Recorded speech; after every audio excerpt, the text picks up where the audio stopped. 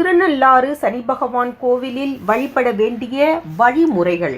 பொதுவாக சனியின் பாதிப்புக்கு உள்ளானவர்கள் அனைவரும் திருநள்ளாறு சென்று சனி பகவானை தரிசனம் செய்து வருவார்கள்.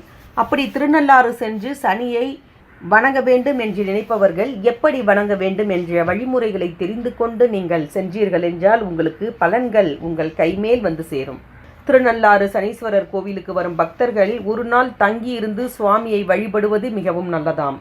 இது குறித்து விரிவாக அறிந்து கொள்ளலாம். முதலில் திருநள்ளாறு நலத்தீர்த்தம் சென்று அந்த தீர்த்த குளத்தை மானசீகமாக வணங்கி குளத்தின் நடுவில் இருக்கும் நல சக்கரவர்த்தி, தமயந்தி மற்றும் குழந்தைகளின் உருவ சிலைகளை வணங்கி வழிபடுதல் வேண்டும். பிறகு நல்லெண்ணெயை தலையில் தேய்த்து கொண்டு வடக்கு முகமாகவோ அல்லது கிழக்கு முகமாகவோ 9 முறை குளித்து தலைமுழுகாட்ட வேண்டும்.